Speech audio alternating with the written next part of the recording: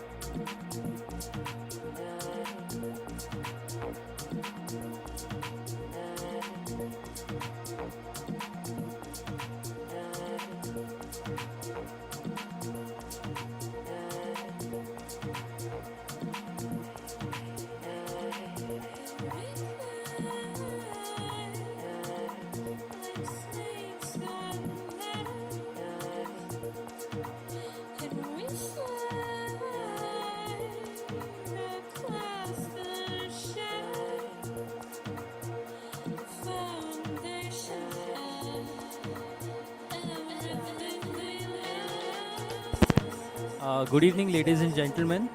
We just need your attention for the next couple of minutes.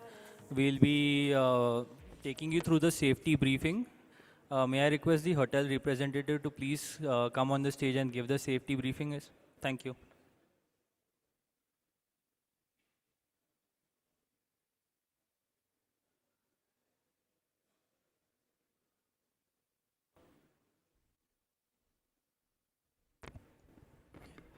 Very good evening. I need your only 2 minutes to understand about the fire and life safety and the first aid facilities in our hotel. First of all, warm welcome to the Saturn Grand Convention Center. My name is Chandraha Sonwane and my core responsibility to look after the safety and security for this property. And this is my assurance to you all, you are completely in a safe hand. Very good evening. So let's talk about the fire and life safety. What are the things available in this hall? And how our ERD teams works. First of all, today we don't have any such plan to do the fire evacuation drill today, and the area will be the calm and cool. However, if you hear any hooter sound or public addressing system, please listen carefully. Until unless you get the proper announcement from the command center, don't leave the place. If you hear that, yes, there is something serious concern or this real fire, you can always use the fire exit. You can see the fire exits right you. There is a 6 doors are there behind. There is a 2 doors. Once you exit these fire exits, you will find the fire exit signages at the pre-function area. Follow that, and you can just reach out to the our safe assembly area. For today, our safe assembly area is as soon as you go out from the Scarlet porch, right side there is an open space. You can assemble there. And meanwhile, our ERT team will be activate and they will guide you to the safe assembly area. Second and most important, the fast aid facility. The hotel has certified fast aiders available and they works in all 3 shifts. Currently, also the fast aiders are around. My security team will be around to support. We do have the AD in the hotel and the people are pretty much certified to do the CPR. We only provide the basic first aid if such things is required. However, if there is any major crisis, definitely we will take the person to the nearest hospital. We blessed with the 2 hospital. One is the Esther Hospital, which is around 500 meter from here, and another hospital. Once you cross the road, we do have the Manipal Hospital. How we reach the hospital? The car will be available at the porch, readily available. Our hotel team will assist you to take him to the hospital. Yeah, this is pretty much. And I'll be around, my security will be around, banquet team will be around. If you need any kind of assistance in terms of the fire and life safety or the medical assistance, please reach out to us. Be safe, be secure, and have a nice evening. Thank you so much.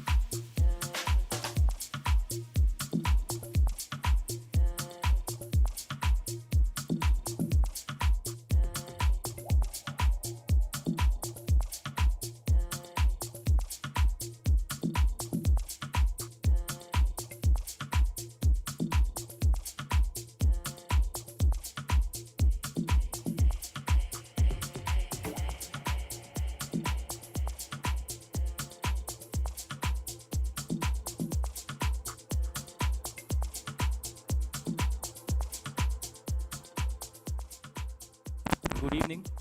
Um, may I please request everyone to come in the front as well? There are seats here.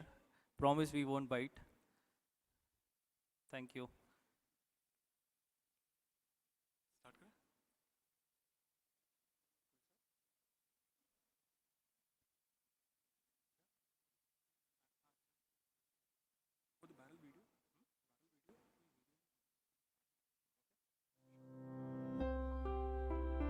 At Diversi, we believe it is our mission to protect and care for people and their environment every day.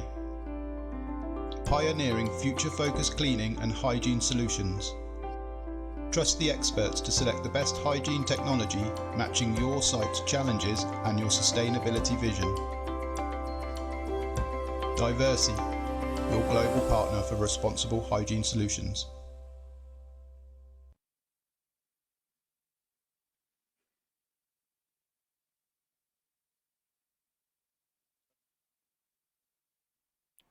Namaskara, Bengaluru. Namaskara. Namaskara. A very pleasant good evening, ladies and gentlemen. I, Vishnu Srivastav, And I, Aniket Taksande. welcome you all to Inspiria 2026, the Bengaluru edition.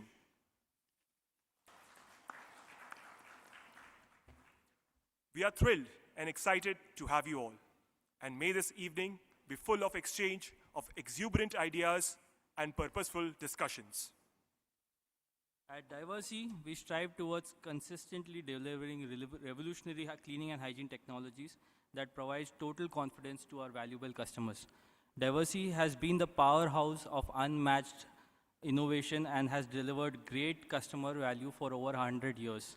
In the last century, we have constantly developed, questioned, and reinvented innovative solutions that not only help our businesses do better, but also help our customers to reach the true heights of their potential, of which sky is the limit. Inspiria is an initiative by Diversi, where we bring together people across the industries to discuss and deliberate on science of cleaning, to celebrate our partnership, and to take care what's precious. Today, we have amongst us key stakeholders, thought leaders, and visionaries who have shaped this industry as we know it today. With that, I would now like to invite Mr. Kapil Arora, who's the Sector Head Lodging South Asia and the National Sales Manager for Guest Amenities, to give a small presentation on diversity and our innovations. I'm sure it will be a very informative presentation where we'll showcase all our innovative products and solutions to you. So hope you have a good session. Now I invite Kapil Arora, please. Thank you.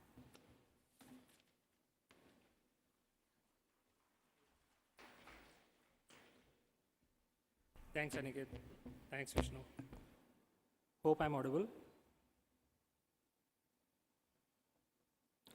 So once again, a very warm welcome and good evening to everyone.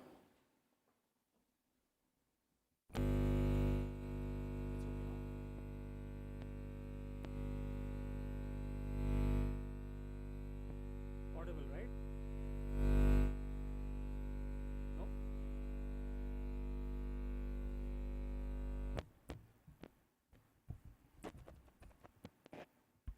Audible?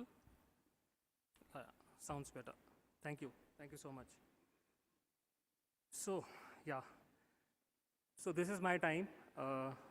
First of all, thanks Diversi for this wonderful opportunity. And thanks to each one of you for taking out your precious time. I know coming to Whitefield and then planning your way back home deserve a round of applause. So thank you so much for taking out time. So I would definitely want to do justice to your time and try and keep it very simple and as informative as I can. So I'll talk about the solenoids, that how do we actually see ourselves or position ourselves in the market. So basically the whole focus is around being the leader in the water, hygiene and sustainability solution industry. Which obviously works around the mission, which is very simple, to solve the water treatment and the process improvement challenges which our hospitality industry faces in today's world. And while doing it, how do we impact or we measure the environmental impact, safety, and above all, the customer profitability.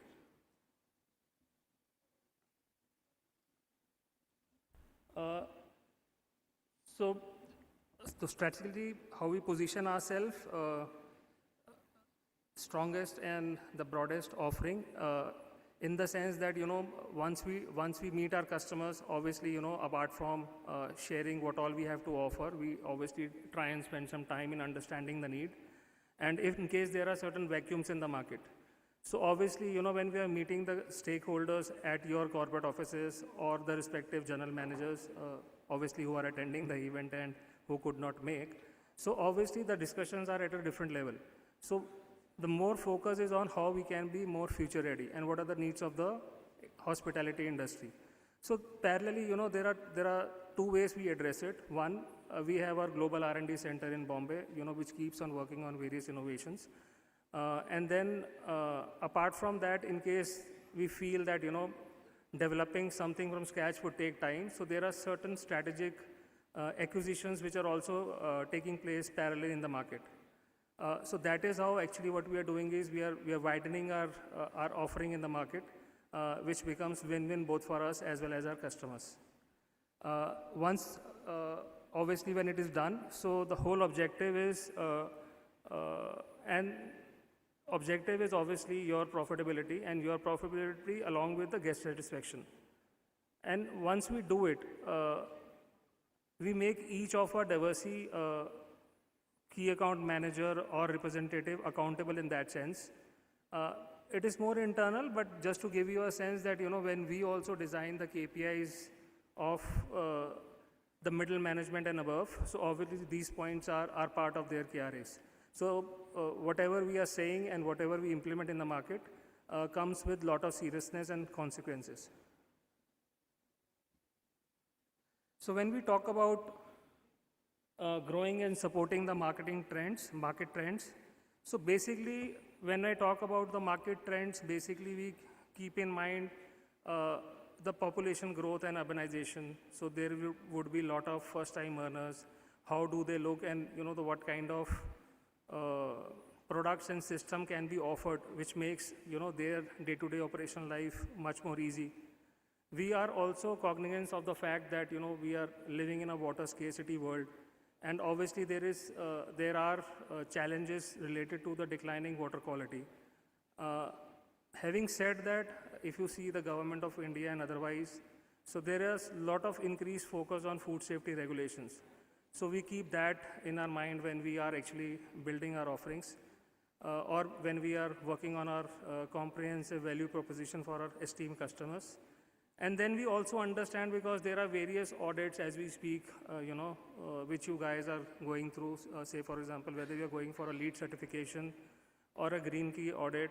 So there are various audits and regulatory requirements, and which obviously demands that Diversey also offers some green products or hygiene solutions which will add to your ESG or sustainability requirements. And then above all, there is globally, if you see, there is a shift towards the circular economy, the renewable and the recyclable materials. So basically our whole ambit of solutions are being designed to these upcoming trends. And obviously we operate in the key market segments like food and beverage, consumer and institutional hygiene, pool, spa, and industrial water treatment. So what sets us apart? So our global reach, wherein we are there in 160 countries with 78 manufacturing facilities and one global team. So why one global team is more important in the sense, so whatever is being decided in any of your also, corporate offices, which might be based out of India, but I think the execution on ground plays a very important role. And that is where we thrive on. We understand your sustainability and ESG requirement, and all our solutions, value proposition, and value advantages are built around that. So when I say innovation, sustainability, so what exactly I am talking about? So if you see, Clax Polar is one such innovation. Traditionally, the laundries were running at a high temperature, which works at 80 degrees centigrade. A decade ago, probably sometime in 2014, we gave 60-degree wash program to the market. As we speak, there are 100 plus sites effectively running on that system. Last 5 years back, we started our journey to graduating or transitioning those sites from a 60-degree to a 50-degree wash program. And then eventually now we are very proud in sharing that with Clax Polar, which runs at a 35-degree temperature. There are various sites which are up and running in the country. And obviously, you can also get in touch with your Diversey representative for more details. But I can tell you that, this would improve your linen life, give you utility saving, and in today's world and the geopolitical situation, and obviously the kind of crisis the country is going through as far as the energy crisis. So obviously this would add a lot of value in the reduction of electricity and energy consumption. Then if I talk about the green seal products, obviously apart from being the audit requirement, but there were few starters in your industry wherein they have gone for LEED certification maybe 8, 10, 15 years ago. So our offer earlier was limited to the housekeeping range, which you can see on the screen. But very recently, what we have also done is we have got the existing range of products in all the applications like housekeeping, kitchen, and laundry with a Green Pro certification. So there are in total 31 products which are there, which obviously the benefit can be utilized. And as I understand, when you go for a Green Key audit or any other audit, so obviously there are various scopes and there are various requirements by which you need to fulfill your initial requirement. Initial requirement means once you apply or go for that audit, so certain requirements need to be fulfilled in the first year, probably few are for the third year and the fifth year. So I think there is a complete gambit of offering which comes from diversity umbrella to support that initiative. Then various other programs like Flush Me Not and Twisters for other applications.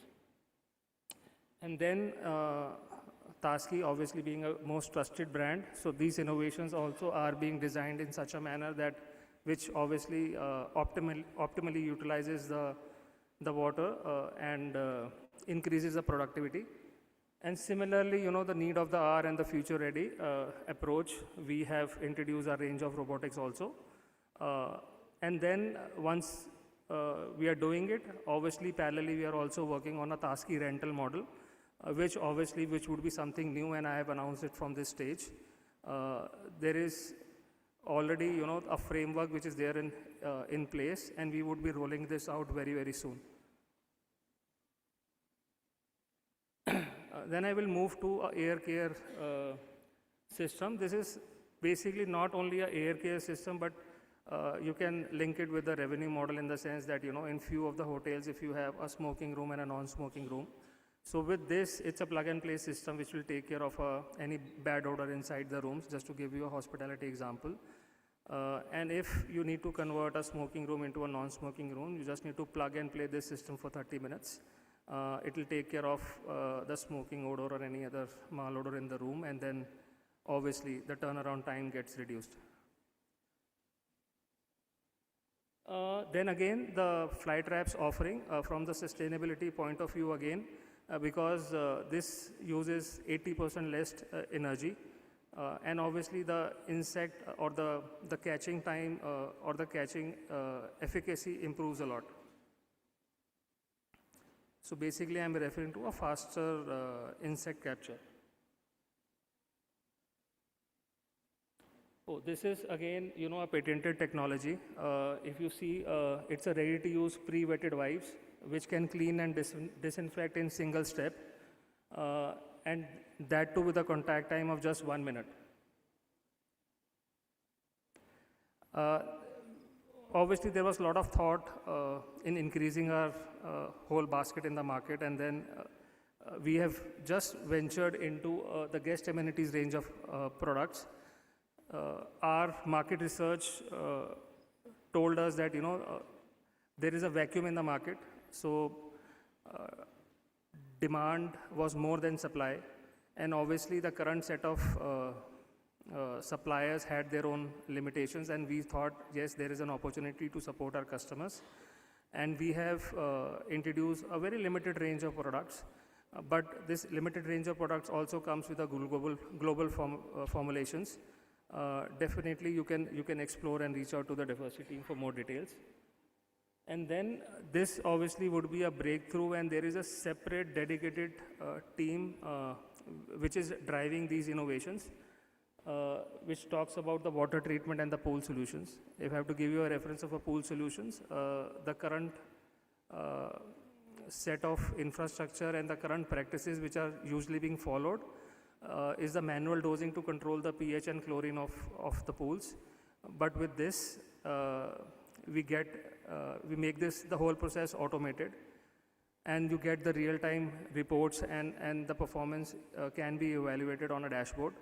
And if there are multiple sites and you're sitting in one office, you need to see that how your X number of pools are being performing at that any given point of time. So obviously, on a click of a button, you'll get that data. So dishwash program, we used to have dishwash program, I think 6-7 years back. At that point of time, we had our own brand called Suma, which is a very known brand as far as the kitchen application is concerned. But recently what we have done is we have tied up with Hobart. So how it works is basically it works in two ways. In case somebody wants to buy the machine, obviously we can work out a deal and we can offer those machines in case you want to buy from us. But the whole program initially was designed to provide you a rental model, and then overall a peace of mind in the sense of that whenever our team was visiting a kitchen, so the most common feedback or the observation was that The wares were coming out wet, and then there was always a risk of food contamination, and we were not clear whether the safe food was being served to the guest or not. So when we went deeper into the analysis, obviously it got connected to the AMC and availability of spares. So we thought, okay, as a solution provider, as your trusted cleaning and hygiene partner, so we would take that responsibility and accountability, and we designed this model in the sense that, we will not only give you a machine on rentals, but we'll also take complete responsibility and accountability of maintaining spares and providing you the AMC benefits as well. And then in the following slide, I have a testimony from the Holiday in Bangalore general manager, wherein he is acknowledging the effort. So thank you so much, Mr. Shiv Bose, for this. Then I move to our tissue paper offering, wherein you see there are two brands to offer. So Torque obviously forms a premium range of product. We have kept our offering very simple, simple in the sense limited to a limited number of products. Again, a conscious effort depending upon the feedback from esteemed customers like you all, and the current challenges which they were facing. So just to give you a perspective, a small commodity product like a toilet roll, when we were doing this analysis, we thought that, one large group or two large groups or three large groups were having 10 options or 12 options in the toilet roll, various pack sizes, pulls, etc. So we have kept our offering very, very simple in that sense, restricting the number of SKUs we have to offer in all the basic applications. And then we also understand that apart from the luxury segment, there is a lot of scope for the budget hotels or the economy hotels. So that is where the softest range of products come into the picture. So we have today offering for all segments for you to explore. And then obviously, adding another step towards sustainability and responsible manufacturing and sourcing.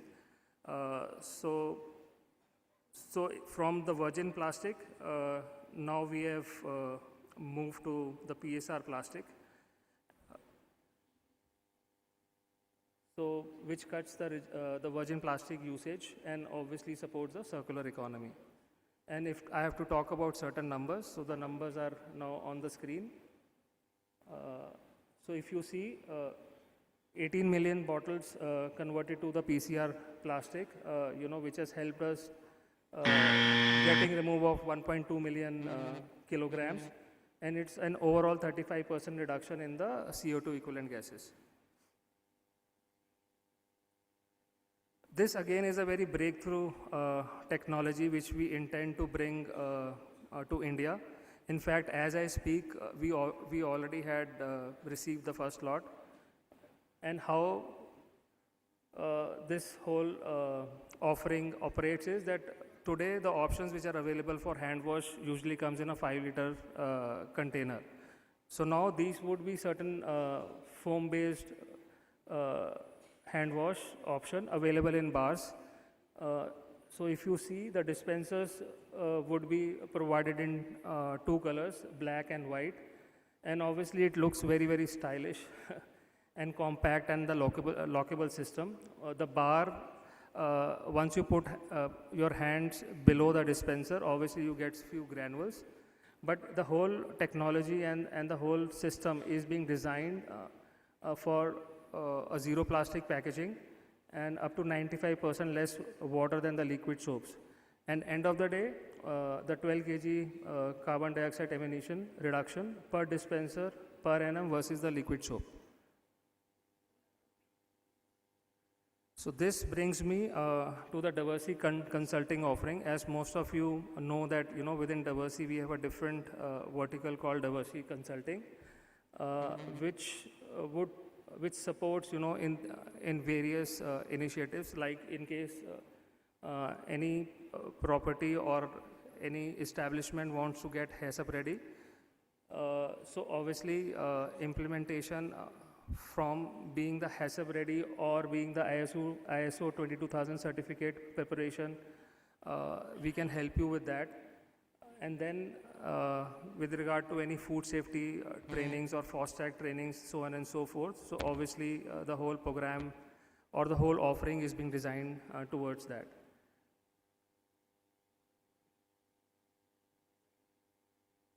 So our commitment to sustainability, obviously from the point of view of environmental, social governance and customer partnership. So there are various offerings which would support the reduced water use, reduced energy use. And like I said, that whatever value we are offering or we are generating, or so every project of ours or every value which we create for you, once it is measured and published, so obviously that again is being supported by certain Solinus Sustainability Awards. So this is something, the internal awards which we give, and then there is a external recognition also which Solinus got, which is an EcoVadis sustainability rating. So we have a gold rating at this point of time, which only top 5% of the world companies enjoys at this point of time.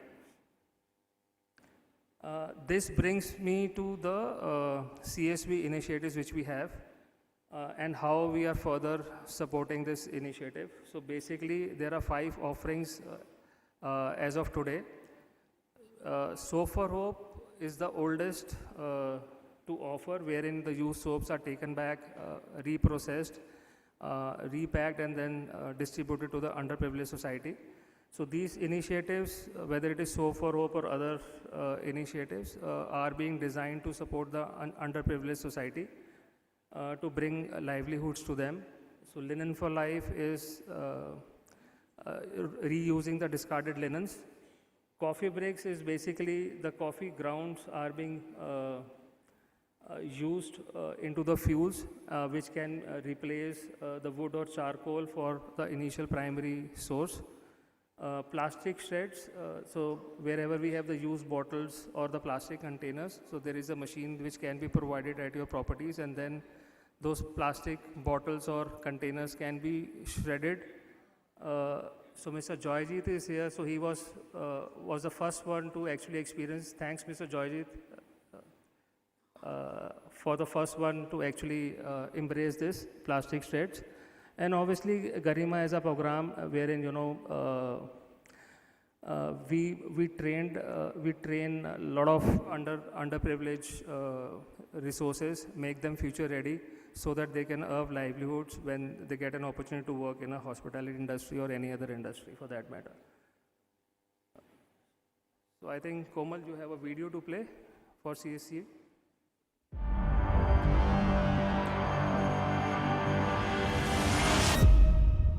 At Diversity, we believe that every end holds the promise of a new beginning, and that belief shapes everything we do.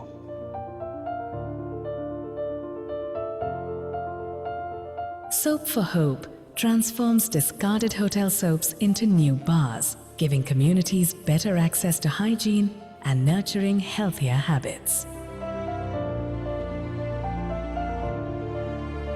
With Linens for Life, discarded linens are reborn as medicine bags, baby wraps, and tote bags, stitching together livelihoods and second chances.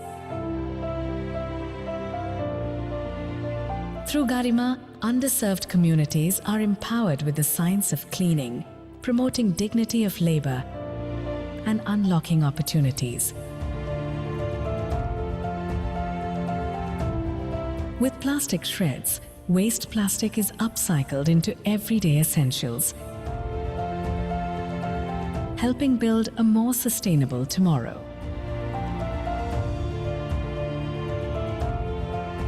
Through coffee breaks, used coffee grounds become natural fuel, bringing warmth where it is needed most. When we act together, change multiplies. It is inspiring to see our partners extend care beyond their businesses. Because this is more than upcycling or training. It is about restoring dignity, renewing hope, and creating countless new beginnings.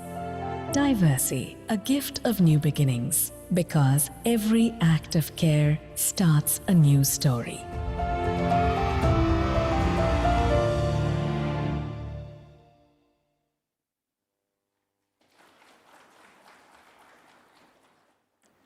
So I'll just finish my presentation. This is the last slide, basically. These are the few accreditations, which will just reinforce the fact that, Diversity remains your trusted, sustainable partner.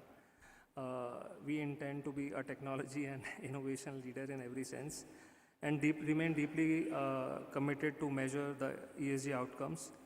And the focus obviously remains on enabling all you guys and the customers to operate safely, efficiently, and sustainably. Thank you. Thank you so much for your time.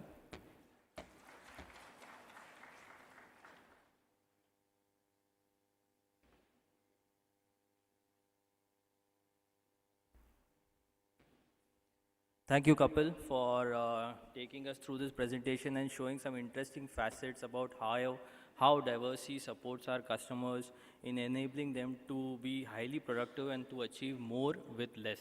So there is a thought by Charles Darwin, who's the father of evolution, which comes to my mind, that it is in the long history of humankind, only those who have collaborated and improvised have prevailed. So we should learn to collaborate. There are there are so many innovations that we have showcased, which I'm sure that will be very interesting for you. Some of you might have seen it for the first time, and we'd be happy to showcase it to you. There are few innovations which we have already showcased here in display. My team will be very happy to take you through them and to help you understand what and how it can help each other. So with that, we will just break for a couple of minutes, and then we'll be having the first panel discussion. And in the meanwhile, just wanted to inform you, like Kapil mentioned in the presentation, that we are coming up with, so apart from the existing innovations that we've already launched, there are a lot more in pipeline. So like the Lasao soaps that we mentioned, it's going to come up very soon. We are also coming up with a rental program in our Tasky machines. So till now we have been selling our Tasky machines and we've been offering it to them, but we'll be also coming up with a rental program as well. So there are many more in the pipeline. I will not be able to name everything right now, but yes, be rest assured that our team will be in touch with you and will be giving you the entire details about what is the most innovative solution that we are going to come up in the coming few months. Just a couple of more points. We have our Tasky robotic machine as well at the back, so please feel free to go and check the machine. My team will be happy to help you understand how the robotics can really help your organization. And at the top of once you climb the escalator, we also have our Tasky demo van, which we've recently launched. So the Tasky demo van has few of our innovative Tasky machines. So you can definitely have a look. This demo van is specifically located for the southern region, so it will be moving around various cities, and we'll be happy to give you a demo at your site as well. So.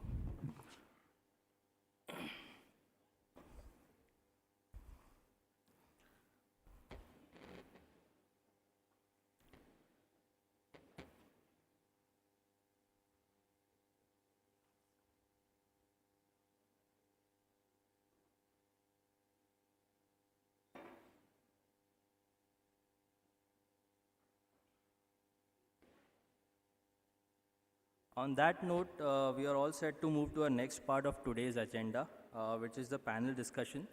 So without further ado, I would like to invite on stage our esteemed panel members. I would request ladies and gentlemen to please welcome everyone with a huge round of applause. So first is Ms. Methela Manor. She's the AVP QA at Lightbite Foods. I would also like to request Mr. Joyjit Chakravarti, General Manager of Radisson Blue Outer Ring Road, on the stage, please. Mr. Gaurav Sinha, who's the General Manager of JW Marriott. I would also request Mr. Shyam Kumar, General Manager, Doubletree by Hinton Whitefield. And Mr. Elton Hurtis, who's the General Manager of this very property. So please, gentlemen and ladies, can you please come on the stage? And now I would also like to invite Mr. Bhuvnesh Khanna, who's the CEO of BW Communities at Business World, who will be the moderator for the discussion today. Let's welcome everyone with a huge round of applause, please.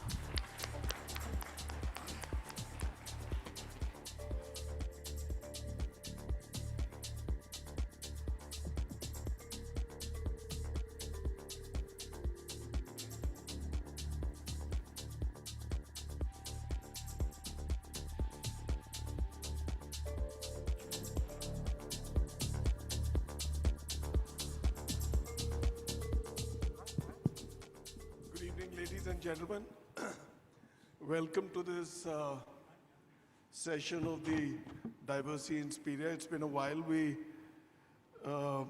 did a similar thing in Bangalore, but then that was, what, 2 years ago, was that? I think 2 years ago. So we're back here after 2 years. New set of general managers. I don't think any of you were here. So, yeah, all right. So without much ado, I think we can begin and do a quick rack-up because I have a back-to-back session. And general managers in a 24/7 industry, it's hard for them to spare an hour, so yeah. And even Mithila, she's with Light Bite, but she's from the industry as I learn. So the topic of the session today is resilient hospitality, navigating global uncertainty while delivering a consistent guest experience. We don't need any more chatter about global uncertainty. Mr. Trump has been very kind, and he continues to surprise us to such an extent that it's tough opening the newspaper or any news portal. Right, so there we go. So let me set a context to the session. How hospitality leaders are protecting guest trust, operational continuity, and service excellence in a volatile global environment. Now let me begin the conversation today. You know, it's highly relevant and it's deeply real for the business today. We're going through choppy times, but let me tell you, India is not half as affected as the world around us. It's getting tough out there. So India, thank God, is the only bright spot. So I just did an article, I think 10 days ago, that was on how can India tap into the outbound traffic to the Middle East. Where are they going? Are they going to Sri Lanka, Maldives, Africa? Are they going to the Far East? And how do we gain from that? And are we ready for it? But let me tell you, resilient hospitality and navigating the global uncertainty is a lot easier said than done. It calls for deep strength and clench of the teeth to hold on to what's on our plate and as a task. Hospitality, perhaps more than other industries, sits at the intersection of people, perception, supply chain, cost, service delivery, and global sentiment. When the world becomes uncertain, whether because of geopolitical tensions, conflicts, inflationary pressures because of that, you know what's happening with gas, oil and all, supply chain disruption or shifting travel behavior, hospitality business feels the pinch. Sometimes it shows up in procurement and logistics. At other times, it's in pricing and margins. Yet another time in consumer confidence and travel sentiment. And often it shows up in the most difficult space and place at which we've not expected. So the challenge of maintaining a seamless, consistent, high-quality guest experience while the operating environment becomes more unpredictable and more expensive. So the question before us today is how does hospitality remain dependable, profitable, guest-centric when everything around it becomes less predictable? So let's begin the session today with an introduction to our speakers. First of the blocks, I have Mithila Manna, who's the AVP Quality Assurance at Light Bite Foods. She'll tell you more about Light Bite Foods in a bit when she begins. I'm sure you all know Light Bite Foods and their brands. It's from the Burmans of the Dabur family. Joyji Chakrabarti, same hotel? Yeah, okay. He's the general manager of the Radisson Blu Bangalore Outer Ring Road. Last he was with Hilton in Delhi, Gaurav Sinha, who's the big boss of the JW Marriott UB City, needs no introduction. Sham Kumar, he is the general manager of the Doubletree by Hilton in Whitefield. And our host tonight, you sir, Elton Hurtis. He is the general manager of the Sheraton here.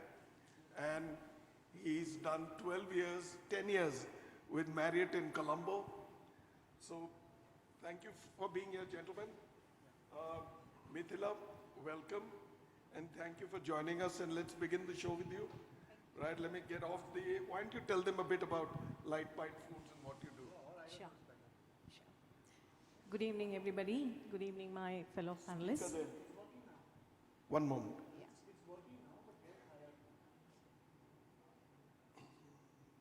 He's blaming you. You're blaming me? You're getting lucky. Don't try it. My mic is slow. No, I actually don't need a mic. All right. Go ahead, Mithila. Yeah, sure. Good evening, everybody. Good evening, my fellow panelists. I'm from Light Bite Foods. I've been with the company for quite some time now. When I joined Light Bite, it was already well established, though the company started in 2002 with Mr. Agarwal and Mr. Berman. Starting from the scratch, they learned the trick of the trade, you know, for our most famous brand. Tell them, this passed away. This is dead. Do you want this? It's not working. Now it's working. Now it works. I think you might have to replace this. It's the mic. It goes. Check. You go ahead. Just tell us about Light Bite Foods.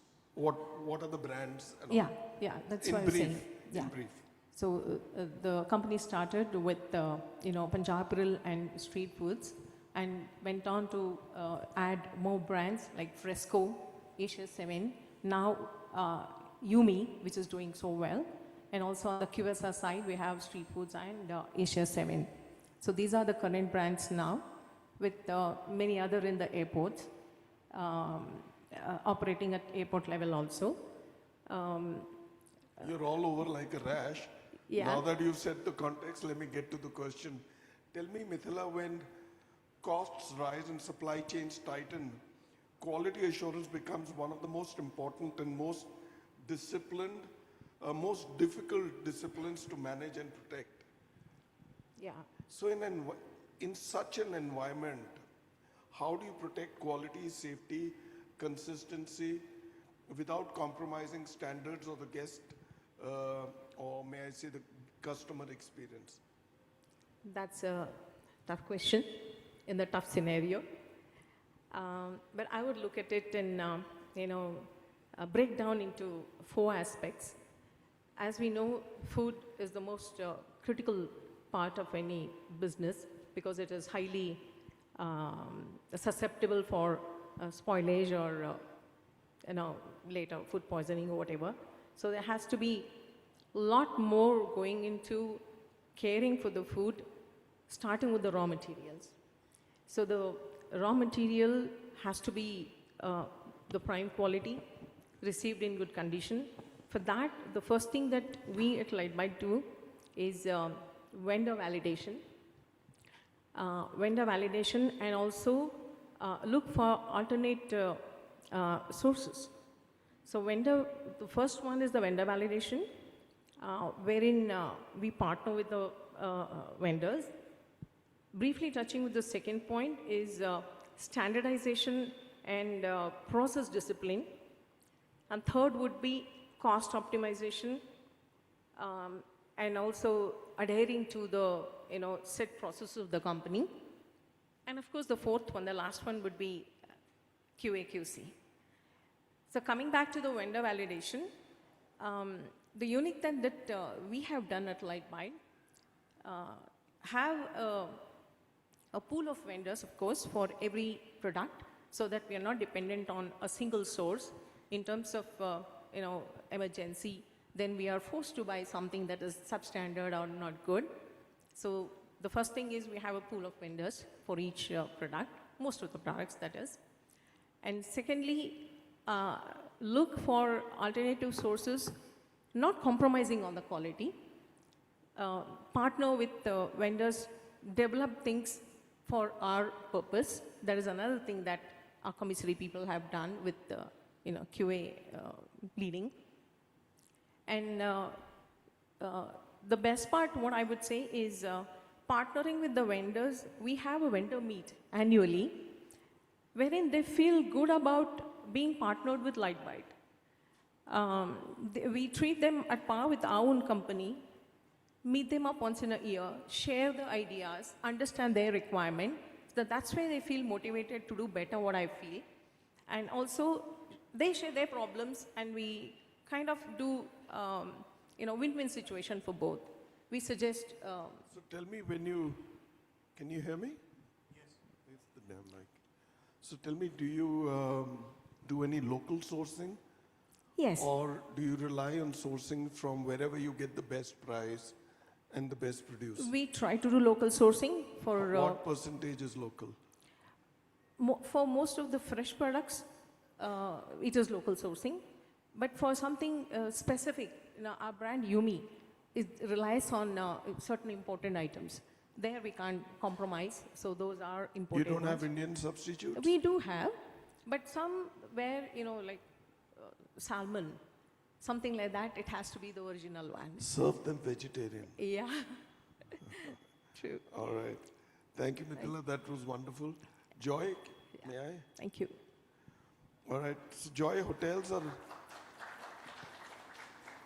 are under increasing pressure to preserve service consistency while running tighter cost structures, often with leaner teams.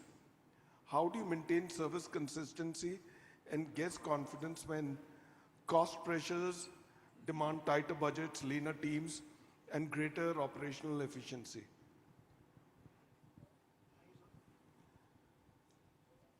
On kar le.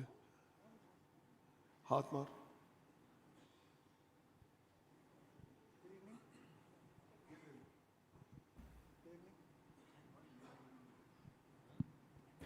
This is working now. Thank you. So good evening, everyone, and so thank you for the question. I guess all of us are going through the same patch right now, especially with what's happening in Middle East. Coming back to you, the question, I think the first thing is that the customer is not going to suffer for whatever is happening backstage. So I think this communication has to go definitely to all the members working in the hotel. So that's number one. Number two is efficiency comes from training and strict SOPs which gets followed. And through efficiency always comes quality. So I don't see a reason why a guest experience has to get affected with this. At Radisson Outer Ring Road, what we do to keep the cost at bay. First of all, obviously, we are one of the very few hotels who is a LEED Platinum certified hotel. So the heat, light and power and other facilities what we have in the hotel is much more linear as compared to a lot of other hotels. But at the same time, in terms of manpower, what we do is we deploy a multi-functional team during the peak hours and non-peak hours. That's what we do. And number two, what we do is also we do a primary and a secondary allocation. So the team members, when they enter into their shifts, they already know what is their primary responsibility and what is the secondary. So, it's quite well driven there. With tough times, I think we all face it, along with the team members also. So we always ensure that we celebrate a bit. We celebrate small little successes, what we have. And in Radisson world, we also have something called Brilliant Basics, which concentrates only on the guest experience, which is the basic. I mean, we all do that probably. Check-in efficiency, check-out efficiency, the bed, the bathroom, the breakfast. We do not compromise anything on that. So it is like, it's grilled to all the team members that this is what it has to be done. So apart from celebrating, we also have empowerment list, so the team knows how fast to react, so that the timings of any kind of guest feedback is faster. And last but not the least, being in Bangalore, I think we all take the aid of technology, which also gets the cost and everything down. I hope I could answer that for you, sir. Yeah, but then I guess being in Bangalore in technology is now omnipresent. So it doesn't have a base. So wherever you are, you can make access to it. True, sir. And global brands have their global standards and, global go-to suppliers for technology or any service. Thank you so much. Gaurav,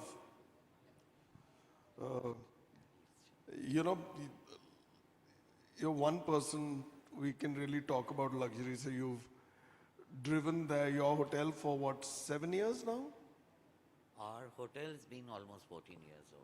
नहीं, तुम कब से चला रहे हो? Almost 7 years. 7 years. It's my 7th. All right. So 7 out of 14 is a long time. But in the past also, it's been a lot of other luxury. Yeah, so true. Maybe can So tell me, luxury hospitality faces a unique challenge. Guest expectations, standards, and they don't soften even when the operating environment becomes more difficult. In a premium and luxury hospitality, expectations, like I said, remain uncompromisable regardless of what is happening globally. How do you protect excellence and experience when the cost and complexity of delivering that experience keeps rising? Because they pay big bucks, they want flawless 24/7 service. Which is true. Thank you for your question, Mr. Khanna. I think in luxury hotel, the moment a guest walks in, no matter, I mean, if there is a luxury brand, no matter what price point you are charging at, price is more of a strategic game which we play based on the demand. But at the end of the day, whenever such scenario comes in, last year we had Operation Sindoor, this time it's the Middle East crisis at the same time with a matter of a month here and there. So we have gone used to, but at the end of the day, the business module shifts from $1 to a rupee. So we still get those audience or those guests coming and using and paying almost the same price. Expectation is there. We don't get an opportunity to compromise on the offerings, what we do, and service how we offer in terms of those small, in your last session, which I expressed, in terms of understanding your guest and hopping on the clue what they give and creating those magic continues. It's seamless. It cannot be taken back with the scenario what is happening. So, and at the same time, even the guest expects the same. So all we do is, the cost control and has to be more strategic. How we plan at the back of the house or the back of the scene, as Joyjeet said, is what really matters to push yourself and drive yourself to maintain the whole expectation. So tell me, guests expect a lot when it comes to a luxury hotel. Their linen, right? For instance, when I enter, I tell the front office that they should give instructions that till I don't check out, which is usually over 2 nights, my linen should not be changed, right? Then there are a whole lot of stuff which goes into the room which adds to the luxury, but it also adds to the waste. Yep. For instance, all those chocolates and all the sweetmeats, mithai and all that. Fruits can go get recycled. How do we manage that? How do we control that? So if you... for instance, they've started doing things like a chocolate frame with my picture or something. So obviously I'm not going to carry it back. And neither you would feel like eating your own No, self. you can't eat it. I can't eat myself, but yeah. Yeah, absolutely. So how do we manage that? Is there a way to stop that by doing something better, which is reusable? So I'll tell you, adding on to this, Mr. Khanna, it's a great point, and apparently we have already taken that under consideration. We do, initially, if you see to, delight a guest who's a super VIP or any celebrity, or be it from a sports sort of thing, and we'll pick up his success story and try putting it as an amenity, those things we have really stopped. Yeah. We try giving something which is edible, which can be carried off by the guests. So even if we are doing a chocolate, we do not place it with those foils or the cloche on it. We are keeping a chocolate box, which actually, if you want to eat and finish it whilst you are staying, Or you or carry would you it like back. to carry Or home carry- and gift it? It's so our chocolate box is more about takeaway. You can gift it also as a gift. So I've to seen usually guests leave the chocolate and take the towels. But that's, luckily I don't get so.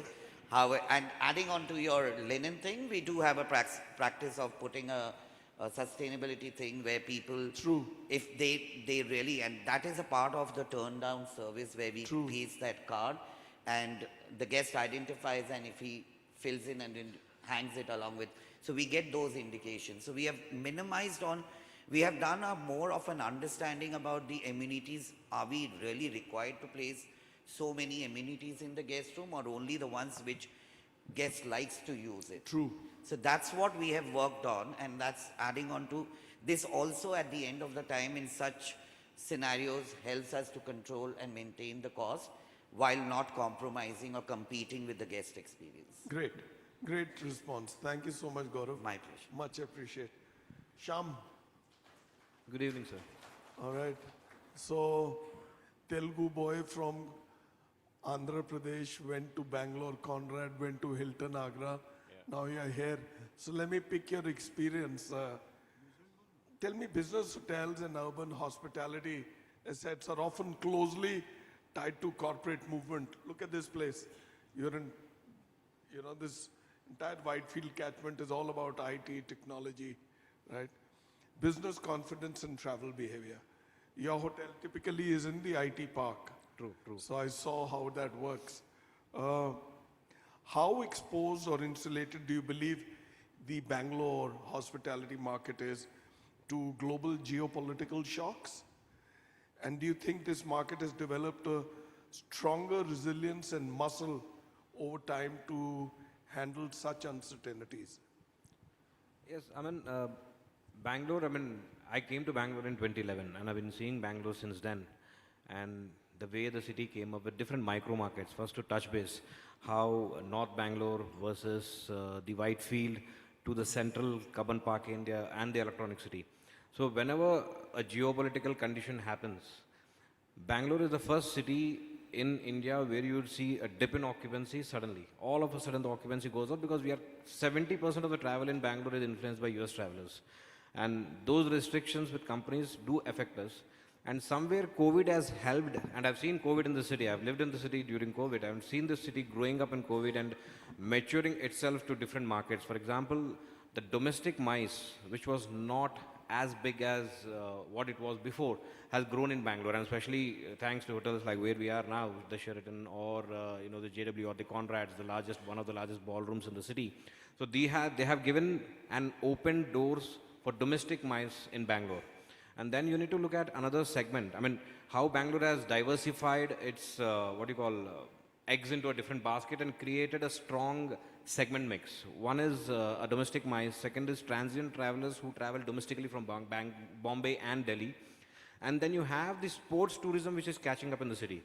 So Bangalore has been a destination where a lot of sports tourism has actually made the city survive during COVID. So out of last 10-15 years, I would say from IT, the city has learned that it has to have a good segment mix. And in last 3-4 years, if you see, Bangalore even today is the highest room inventory in India, about 15,000 plus rooms and highest branded room nights in the country, with ADR and RJI growing year on year, rapidly with occupancy. Even now with the entire geopolitical condition, the city has dropped only 27 to 28% in overall occupancy or ADR. It's not lesser than that. So that strength between so many hotels is something which is commendable, and I think it's becoming a gateway city with the new international airport, the connectivity with the different other cities in the south. It's opened up its gate as a center for the southern India. So that gives the advantage, and with Terminal 2 coming in, number of flights getting into the city has that strength to fight this kind of geopolitical situations. But yes, all of us at hoteliers in last 4 years or 5 years, thanks to COVID again, have learned quickly how to mitigate. True. So we really have these plans. Excel sheets already ban chuke hain. So COVID actually has been a great teacher. Yes. So it's taught us resilience It's taught us that, listen, there's more than sunlight at the end of the tunnel, not just light.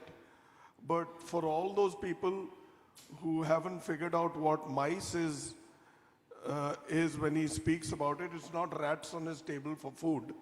Mice is all about meetings, incentives, conferences, and exhibitions. Exhibitions, yeah. Yeah. So that way, I mean, that way the city has come up, and I think we hoteliers have learned, especially in the city, in this city as well, how we should immediately have plans and plan Bs for this kind of situations. Last year, in fact, just to touch base, when Operation Sindoor was happening, entire India got affected, but Bangalore was not affected. This was the only market where we met budgets. I mean, with different hotel chains have performed well in Bangalore, but not in other markets. Excellent. Yeah, I guess it's also got to do with the global character of this city, because it's the feeder market for all that happens all over the world. Thanks, Apil. Absolutely. Elton? I got a mic. I think All right, it's working. so tell me, this is your first one after India on the ground, or virtually you've done one? Yeah, I've done a few. All right, it's a long time, 10 but years. with you, it's the second one. All right. So let me drop on your rich Lankan experience. Sure, by all means. So But tell let me say hi to my team first. And also, so he's our host hotel, so you can take vouchers from him for any meals or anything. He'll give you a good discount. Absolutely, absolutely. There's a counter outside. You can buy the vouchers. So that's a Mumbai boy over here in Bangalore. So tell me, first when you begin, you give us a bit of a 2-minute lowdown on your Lankan experience about the country. It's a fantastic country. It's got 2/3 of people of Delhi. Delhi is about 3 crore, they're just about 2.25 crore. Correct. Great clean environment, disciplined people, great traffic manners. But now come back here while you speak about it. The most valuable perspective often comes from looking ahead. Yes. Right? If uncertainty persists, what should hospitality leaders be preparing for now? And if this phase of geopolitical and economic uncertainty continues for the next 6 to 12 months, given that Mr. Trump's statement tomorrow morning will be odds with what he's said 6 hours before, or the morning before, or the day before, and what he's going to do after 2 days will be very different. What do you see as the single biggest risk for hospitality businesses, and what should leaders start doing now, and how do they plan? Thank you. First Sri Lanka. You want to talk about Sri Lanka first? Yeah, 2-minute countdown. Well, it's heaven. I mean, it's a paradise. And once you go there, you're going to want to go back again and again. He's headed all the Marriott hotels there. I put a finger in almost all the Marriott hotels there. When I went there, there was not a single Marriott hotel. Now there are 5. I'm very proud of what I've achieved there in the last 9 years. But most importantly, I'm very proud of what that country has achieved. Very, very resilient country, and it kind of ties back to... And India supported them a hell of a lot. Well, India, I mean, contrary to what people think, the Sri Lankans love us. They're very, very, very fond of us. And they would like to see more of Indians travel there. True. Indians, by the way, 28 to 30% of their inbound is of Indians.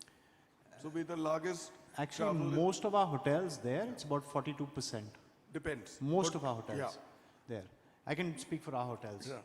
Yeah. But coming back to the resilient part of it, very, very early in my career, this was way back in 2002, when I was working for one of the finest hotels in India, I would say.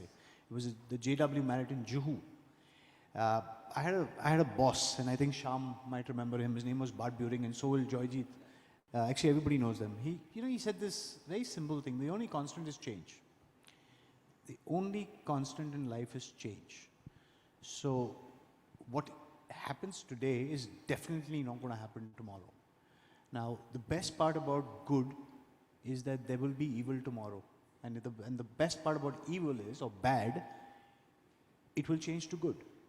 So resilience is a very, very important term.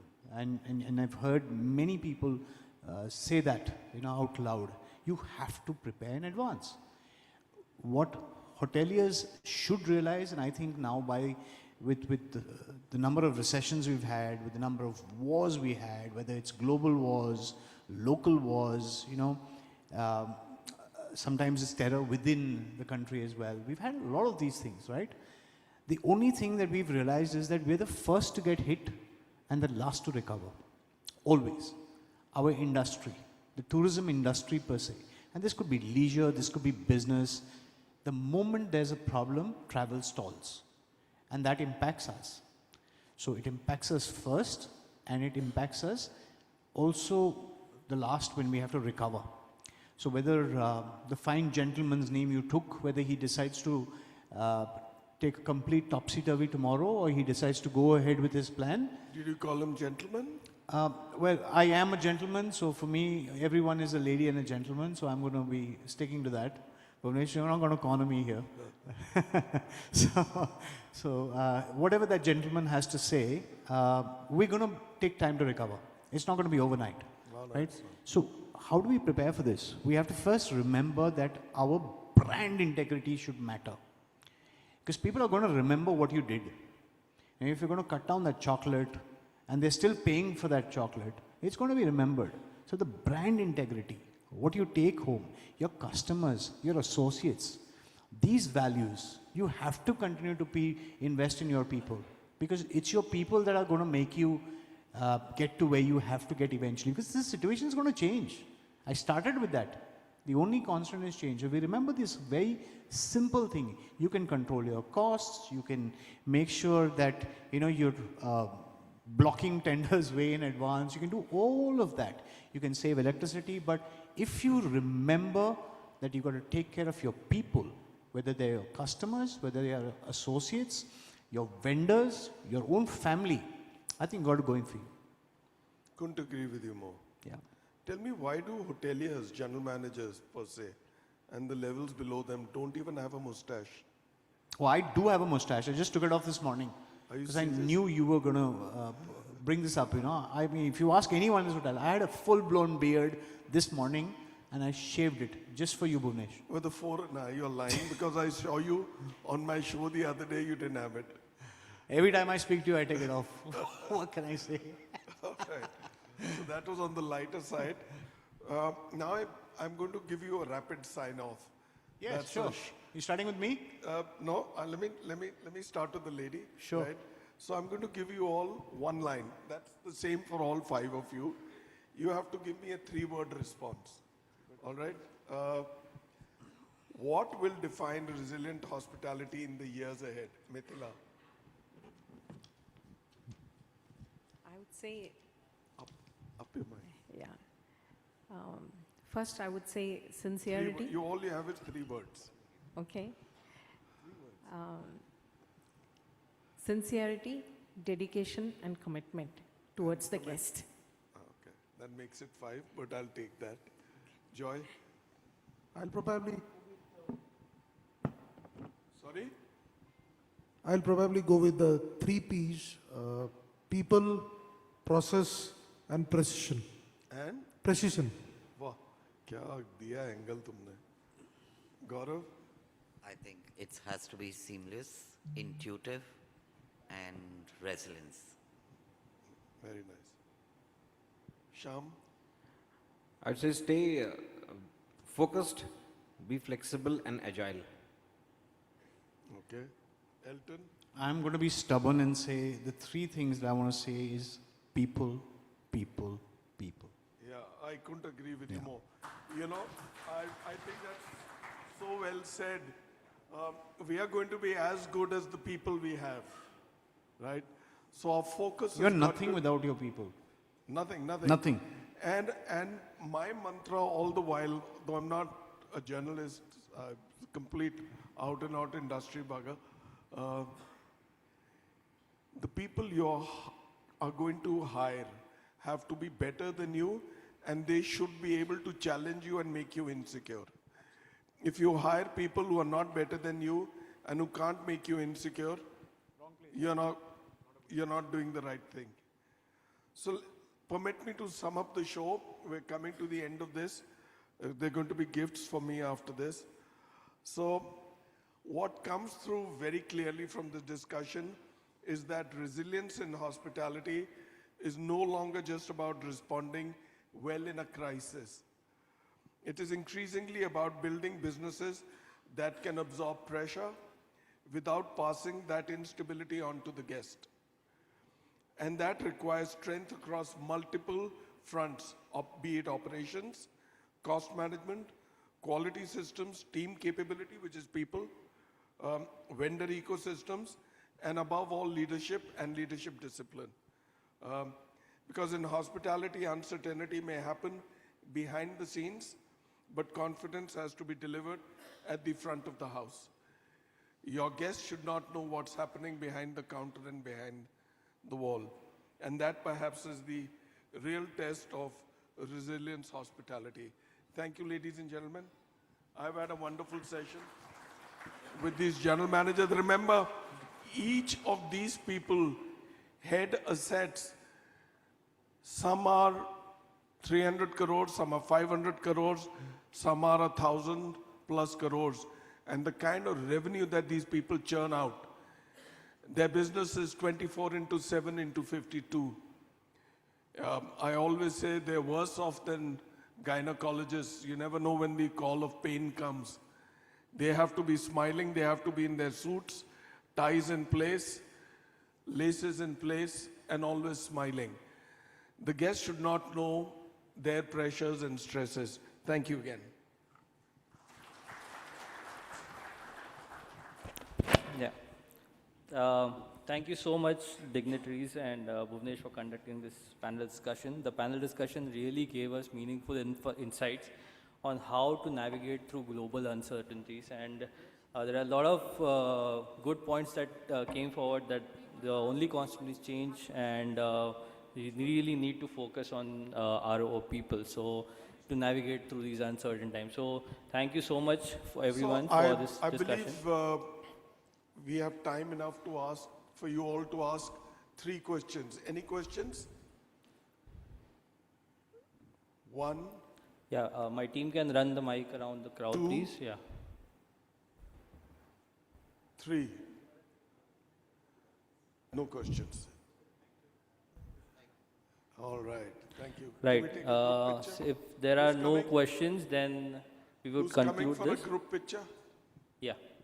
From Diversity, who's coming up? Yeah, I'll just call. Yeah.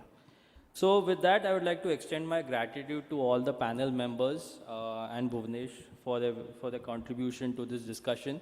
May I call upon stage Mr. Chintan Sheth, who is the Director Supply Chain, to present a token of gratitude to our panelists, please.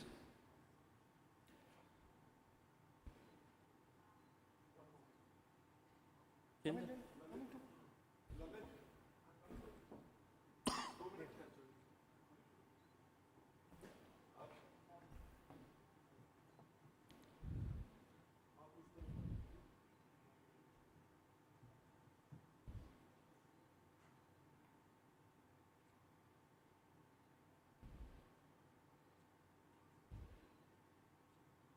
Huge round of applause for the discussion and to the stalwarts of this industry.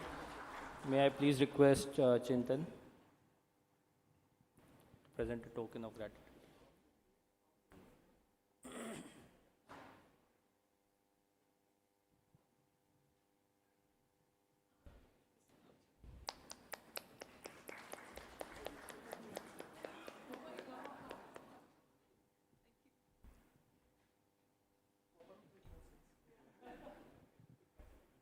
So I was telling them to carry the gifts properly. There's gold, silver, and copper there.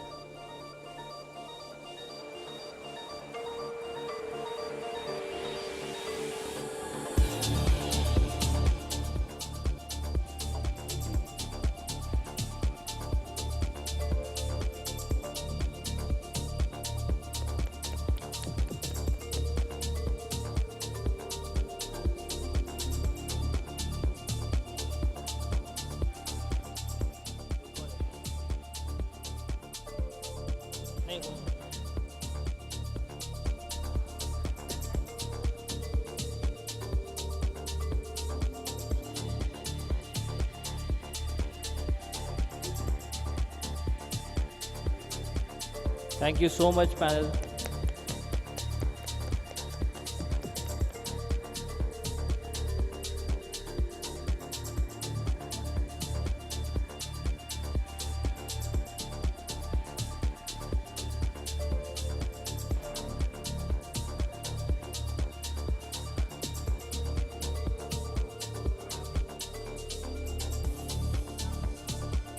Yeah, Bhuvnesh, I would request you to stay back for the next panel discussion as well.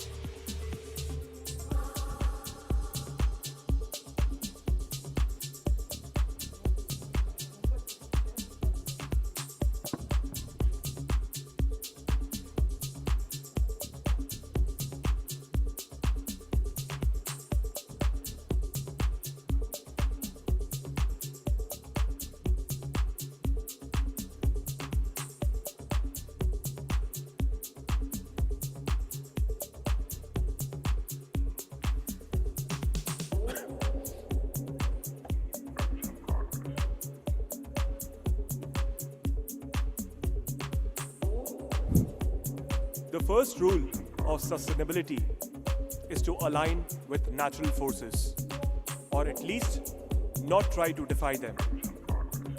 With this thought in mind, now we move to our next panel discussion round. And I would like to invite all our esteemed panel members for this discussion. Please put your hands together for Mr. Prasanna Prabhuji, Chairman, Social Projects, Art of Living.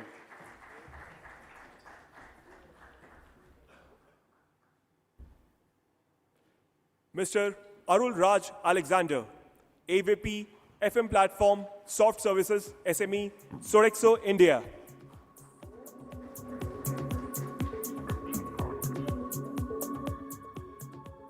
Mr. Ranjit Behra, AGM Services and National Board Member, Professional Housekeepers Association, Bangalore International Airport Limited.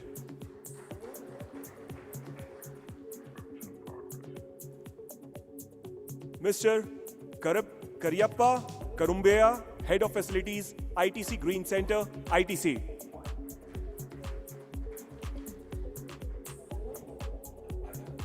Mr. Deepak Goyal, Director, Operations Performance, ISS India. We welcome you, sir. May I also request Mr. Bhuvnesh Khanna to moderate the discussion for us.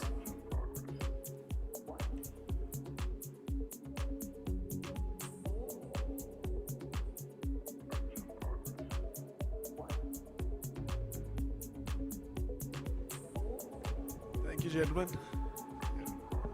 So, this is one topic which is extremely close to my heart, sustainability, and especially in the age of uncertainty. And we grew up in an environment where we were misers. So we didn't waste things, we recycled things. You can't hear? Is it? It's got to be because I speak the same. So I think you guys need to manage the speakers. So, okay. So, we guys have been digging a deep hole into the planet by wasting and mindlessly wasting, be it shopping bags or anything. We don't carry bags to the market. We cook more than we eat, and there are no takers. Or we put that material into the fridge and recycle, right? So it's avoidable. For instance, I was telling where I was staying, I said, cut the buffets and go to live kitchens. So cook what they want, get the portions right. To an extent, I'm a firm believer, do not fill your plate up. Take more helpings. Take helpings as you eat and as you feel hungry. But do not fill the plate up and then end up in a situation where you can't eat and you've got waste.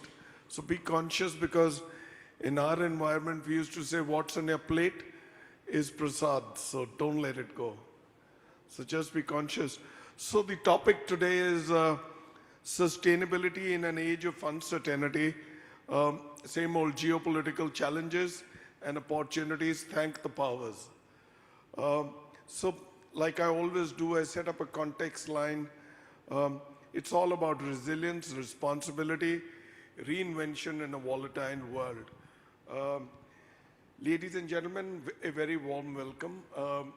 This session is going to be interesting. These 5 gentlemen I've never met before, so I'm fairly new. Out of the old group, I knew 4 of them. So I honestly can't think of a more relevant conversation for the times that we're living in, like I did mention, because sustainability today is no longer just an environment or a policy conversation. It is now deeply connected to supply chains, costs, regulation, infrastructure, resource security, and increasingly business continuity itself. And also go vocal for local. In other words, sustainability is no longer only about doing the right thing. It's also about staying resilient, staying efficient, staying competitive, and staying future ready. And of course, uncertainty creates pressure, but it also creates an opportunity. We think. Tell me, when COVID had not happened, we guys were comfortable, we were living in within our own cocoon, in our own comfort zone. Dunia chal rahi thi itne saalon se, but COVID broke the proverbial bow on the knee. It set us up and set us up how. But let me tell you, positivity manifests itself. COVID was a great teacher. It taught us a lot. It reset us. For instance, I started wearing shirts with ties and a jacket with shorts and chappals. Right? So it forces organizations also to rethink how they build, how they operate, how they source, and how they collaborate. Collaborations, partnerships, and thinking out of the box truly became a way of life. For instance, I used to travel to Bangalore once every 15 days. Can you imagine? I'm come after 6 months or maybe more, because most of my meetings, rather than come to Bangalore, I do on Zoom, but I can't do that with Bombay. Traffic is not a hassle. Here, if I have to go from Indiranagar to Sarjapur, I'd much rather go to Delhi and come back, right? So that is really the heart of our conversation today, if I may. How do we keep sustainability and moving forward meaningfully, even when the world around us feels increasingly unpredictable? And to help us unpack that, we have a wonderful panel this evening. Let me begin with the introductions. First in, Arul Raj Alexander. He is the AVP Facilities Management Platform at the Soft Services SME Sodexo. Welcome, Arul. Next in is Mr. Ranajit Behera. He's the AGM Services for the Bangalore International Airport and the National Board Member Professional Housekeepers Association. So next time You need any help at the Bangalore International Airport for easy check-ins or baggage, he's your go-to person. Take his mobile number. Next in is Deepak Goel. He's the Director of Operations Performance for ISS. Welcome, Deepak. Next in is a gentleman who carries a very famous name, Karyappa Karumbaya, who's the Head of Facilities, ITC Green Center. Do you know who, I'm not going to give out his rank, but do you know who Karyappa was? Any guesses? Field Marshal Karyappa, right? He's right up here between our eyes. So you carry a lot of weight in your name, sir. Last but not the least, Prasanna Prabhuji, he's the chairman of social projects for the Art of Living. Welcome, sir. Gentlemen, thank you so much for joining us.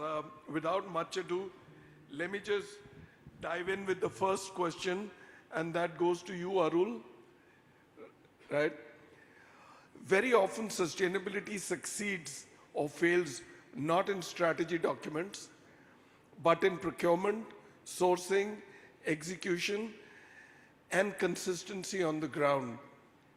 Tell me, how have supply chain disruptions impacted your sustainable operations, and how are you adapting? Excuse me, one moment. Gentlemen at the back of the hall, if you want to talk, just step outside, it's fine. But you'd do better to take a chair and hear this.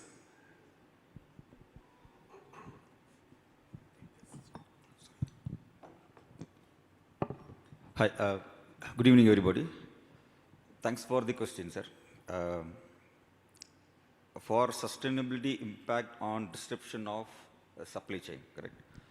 So we do have a great experience on that, and I can explain what we have faced out and how we came out from the impact on the sustainability services. One is, I would say, availability of sustainability materials that will impact when the disruption of supply chain impact. Like, eco product chemicals, and we offered for good mechanization, robotic system, their spare parts, and will not be reaches on time. That's a biggest problem we are facing. The second thing is cost. So we have been proposed for sustainability aspect from the client side or other business. For this kind of situation, we have been already the sustainability materials is all premium cost. That's a premium cost. When the situation comes on impact on the services deliveries from the supply chain, it may raise the cost, and also that will impact our budget. Whatever we had a discussion, we had proposed, that will impact the budget. That's a second impact. The third one is commercial. When we have a commercial, as I said, commercial. So the cost of the sustainability product, I'm from soft services aspect. So there are lots of product from technical, lots of product from cleaning, right? So I used to study. When we study, we make a quantity of the equipments and process and product also. Process matlab, we challenge the process. We challenge the process. We challenge the why we need, what kind of periodical cleaning we are doing. We challenge that. Accordingly, we given some solution to these clients, right? That will automatically change. So we have to be a black and white to the client, and we have to explain the deviations. That's all we are faced. So these three key things which we are faced. So how we are going to adopt, how we have adopted. So there is a 4 element I just want to tell, because based on our experience. One is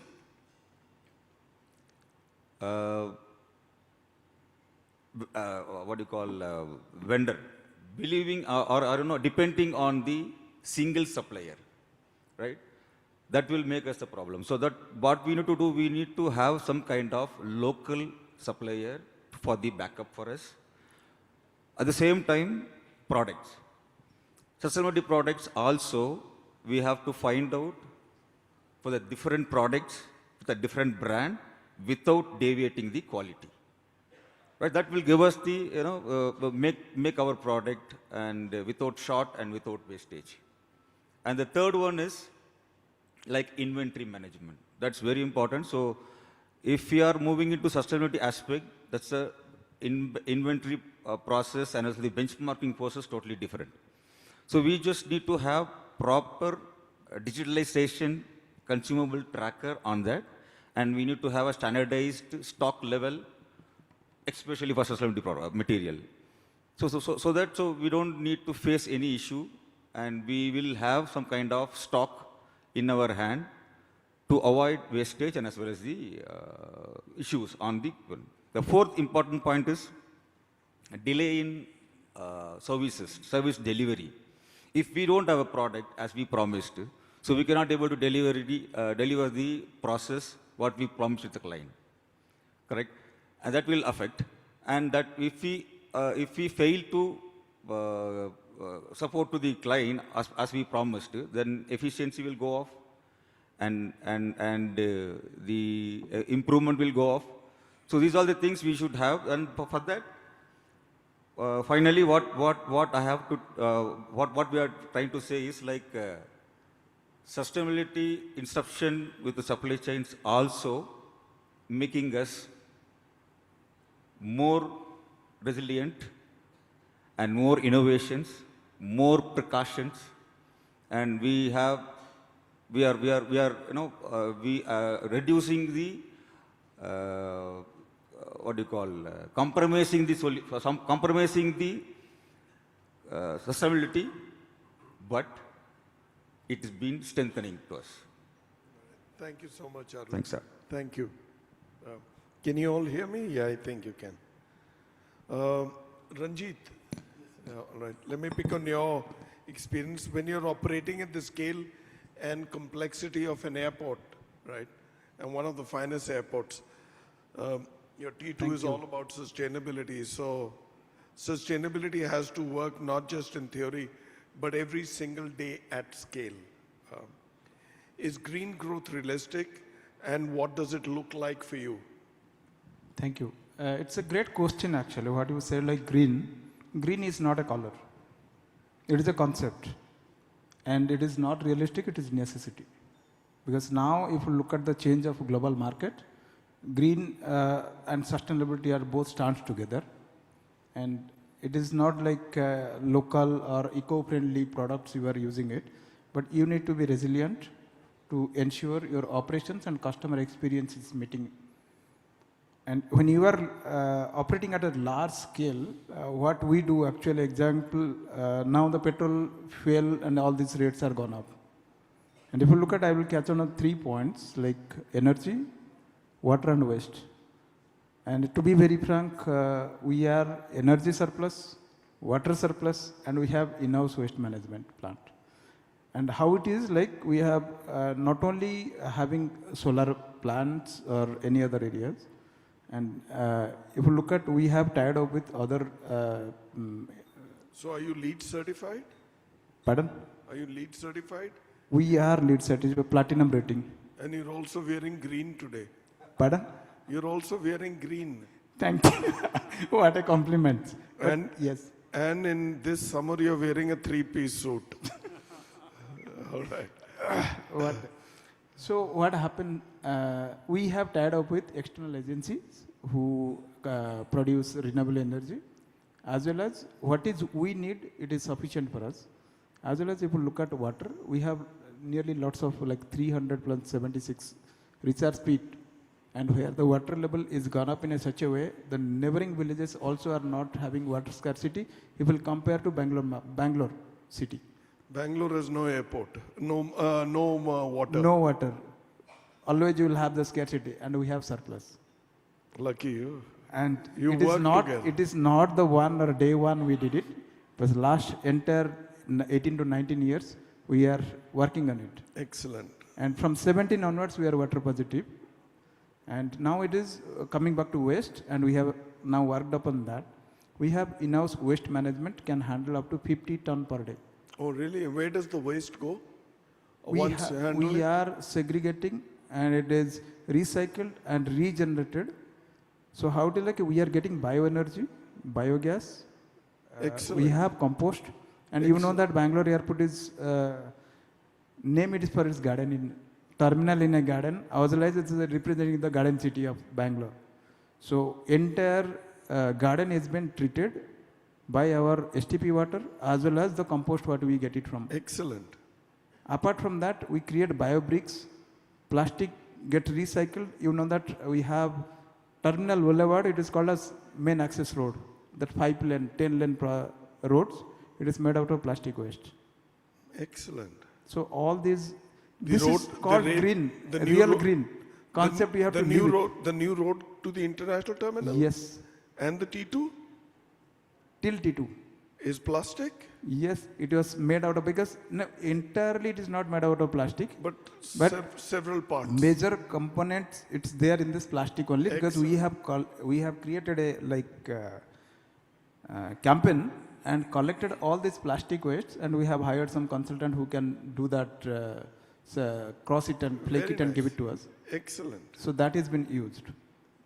Now coming back to resilience, what you are telling about, because what we do like and concept what we follow most of the Japanese concept, because we are very much tied up with, because QCFI, Quality Circle Forum of India, and we follow JIT, just in time.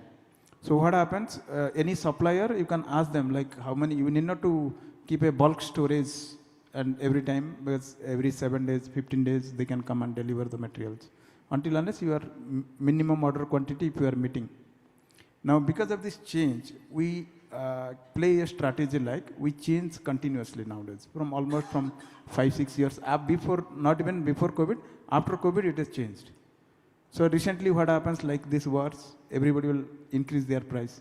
We have changed our JIT concept to bulk procurement.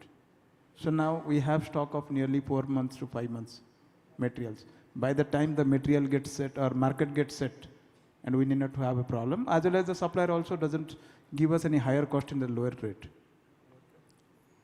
Thank you so much. That's extremely valuable. So I'm flying tomorrow. I may need your help. Anytime you are coming to airport, just give me a buzz. Anyway, we will share our number today. No, just I kidding. cannot display it here. That's okay. No, I'm just kidding. All right, so Deepak, tell me, one of the biggest tests of leadership today is whether organizations continue investing in long-term priorities even under short-term pressure. How are you justifying long-term sustainability investments, especially amid short-term pressures? Yeah, okay. Yeah, great question. Get it near the mouth. Yeah. Can you hear me? Yeah, now we can. Okay, okay. See, the objectives of a long-term investment and of a short-term pressures or short-term are totally different, right? The long-term, when you are investing in strategic objectives, right? It is to showcase that the organization's will is there to do something which is more closer to their vision, right?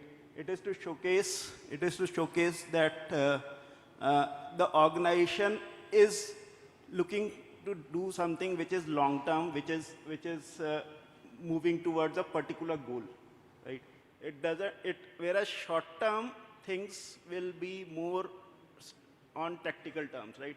Today you are making a profit, tomorrow you might be making a loss. Today you are facing some challenges, tomorrow it might be different. But then you have to have certain priorities, certain investments that you do which may not give you immediate results, but are actually there for longer term, your longer term objectives or what you are trying to achieve, right? They are also there to signal to the market, to the clients, what you stand for, right? So if you are making sustainable investments, right, for longer term, it showcases your will to move towards a green or a sustainable future, right? It showcases to the client that you are actually serious about what you are doing, and you want to make Earth a better place, right? So long-term sustainability investments are giving a very different picture of the organization, and which will then in turn basically position the organization in a very different light with respect to its competitors, right? So it's not just that mic मुंह के पास ले लो. okay, it's not just that you can look at a short-term picture and say that why make long-term investments, because the goals and the reasons why you are making long-term investments are very different, right? And they pay for themselves, right? It's when you are making a long-term investment, it is not that you are actually investing only and there may not be a reward later on, right? You are also reducing your risks. You are also making your risk assessment, becoming better at regulations that need to be catered to or adhered to, right? They also, in a way, also, I would say, promote innovation, right? For example, if one would not have invested in EV or in hydropower or something, those are long-term projects, right? But they have in turn led to a lesser dependence on the fossil fuels, right? And have made some of the risks that you now face lesser, right, for the organization. So I would say that yes, you do have short-term challenges right now, but the objectives that you have for long-term investments are quite different, and it makes sense to do that investment, right? In short, I mean, if you would look at it, you would not dig a well when there is fire, right? You have to start preparation for that beforehand, right? You take an insurance for a longer term, right? You don't expect shorter term things to happen, but if you have not taken that insurance, you will face an issue when it comes in, right? So that's my view why I would say that while we are facing some pressures now, it is prudent to make long-term investments in sustainability. Right. Thank you so much, Deepak. That's valuable. Mr. Karyappa, you have a mic? All right. Hello. So you come from a company which is extremely focused on sustainability, Right. ITC. So tell me, are you at the Green Center in Gurgaon or there is one here too? Yes, we have ITC Green Center in Gurgaon. Are you sit in Gurgaon? do No, I sit in Banaswadi campus. you? All right. Okay. All right. So I'm a frequent over there. So for those of you who are not aware, when it comes to hotels, most of the ITC hotels have not been just carbon neutral, they've been LEED certified, right? Look at the ITC Windsor Manor, or I'm talking about the local ones, or Right. the ITC Gardenia. Gardenia. So they give back rather than they consume. So they're just not just carbon neutral, right? So they're perhaps the world's most sustainable hospitality chain in the world, not just India, right? So hats off to ITC and its efforts, which is extremely commendable, all right? And it starts from the top and goes right down to the bottom. So that's the kind of commitment. So as the head of facilities, tell us that buildings and workplaces today are expected to do more with less, right? Which is an understatement. Consume less, perform better, and stay efficient under pressure. So if I was to ask you, how do you ensure sustainability remains embedded in the facilities and infrastructure rather than becoming secondary when business pressures rise? So 2 pointers. Number one, brief. Number two, keep the mouth near your mic and the mic near your mouth. All right. First of all, thank you for a wonderful introduction you gave me about Field Marshal Cariappa. Yeah, in fact, yeah, that's... What we have now are not our heroes outside the forge, right? Exactly. Those were our heroes, and today's chiefs are the heroes. Yeah, exactly. If you were to see my DP on my WhatsApp, on my social media, it's with the Air Chief. Absolutely. Right? So I just want to take on from there. I had an opportunity to meet him in person. He's from a place called Madikeri. So, in fact, about a month back, I was in Madikeri for a function, and we were on the way back. There's a small town called Bailkuppe. I know that. So it's a colony of Tibetans, and they have been there for so many years. I'm aware. You've been there? Many times. Okay, wonderful. So I was in one of the monasteries, and there was a young monk who was there chatting with me. Very casual talk. So it came out during the conversation. One moment. Gentlemen at the door. Hello, sir. Can you stop chatting? It's your show. Don't mind. They're speaking, just hear them out. Well, and the young monk was chatting with me, and on a casual conversation, he made a mention about how they perceive life, basically. It may be slightly philosophical in touch, but I felt it is connecting with what we are talking today. Go ahead. So he said, as anybody is born, he's given with X amount of food and water. The moment he is born, he's given fixed amount of food and water. There's a quota. Right. And the moment the individual finishes it, his life is over. So it depends on how fast you finish or how slow you consume it and how much you leave it behind for the next generation to come.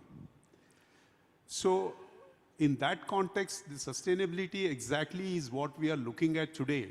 How we want to conserve the environment and what we can give back to Earth, what it is giving to us, and what we can leave for the next generation. And thankfully also mentioned about ITC, yes, for 20 years in a row it is carbon positive, and we are solid waste positive for 18 years now because ITC handles a program called Wealth Out of Waste, where the people from different set of communities are helped in segregating the waste. Of course, it goes back to our paperboard factory and recycle and comes back. Also water positive, watershed programs and various other things. So we already have LEED Platinum certified buildings with us. And what do we do next? That's something which is always a challenge as we start the operations and what we do. The only thing we felt was, yes, there is a benchmark already. There is an X amount of EPI, what a building consumes. For example, a commercial building in Bangalore with this climate should consume around 179 units per year per square meter, but whereas we operate at 130. So which means that it's much beyond what you have already given. So for which struggle is always there. We allow failures. In the sense, we allow the team to come with suggestions and ideas, and 50% of the time it fails and 50% of the time it succeeds. So we allow that, and then we have seen that a lot of improvements are there much beyond what is already given to us. So that's the approach. I think probably I was able to address the... Very valuable. Let me tell you, taking off from what you said, I'm a vegetarian and I like my food, right? I like my sweets and I have a lot of salt. So my wife keeps telling me, there is a quota in life. You finish all the sugar and salt in the beginning of your life, right?